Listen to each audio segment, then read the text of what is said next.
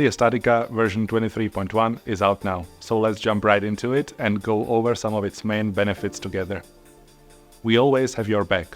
When modeling bolts or welds, the connection app now checks the minimum plate thickness and ductility requirements for you, alerts you when a plate is simultaneously bolted and welded, and warns you when an electrode stronger than the base material is used.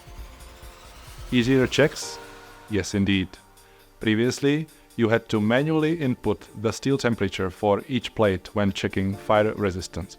Now all you need to do is input the required fire resistance, and the resulting temperature of all connection elements is calculated automatically.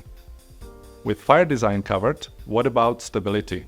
Lateral torsional buckling of a castellated beam, buckling of a built-up brace, a variable cross-section or internal force along a member in compression. The member app has you covered. You can either start by selecting one of the most frequent examples from our project wizard, or quickly model from scratch using the new rigid member support, allowing for fast and simple inputting of the boundary conditions. Now let's have a look at the most noticeable changes to the user interface, and let's do that by starting with concrete. The Detail app has undergone a major redesign, so now you can feel right at home using it. The changes are not only visual either. Better speed and performance, insightful views of the structure, allowing you to check any concrete discontinuity region, such as a generally shaped wall, pile or pier cap, or even a pre-stressed member with openings or depth ends. You can perform both ULS and SLS checks in minutes. Now back to the connection app.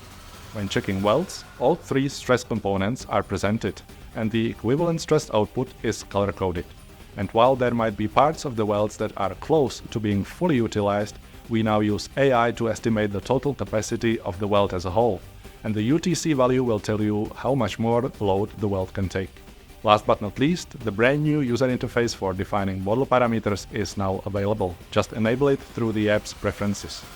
The parameters themselves allow you to create connections that automatically adapt to new inputs based on your previously specified constraints, and much more.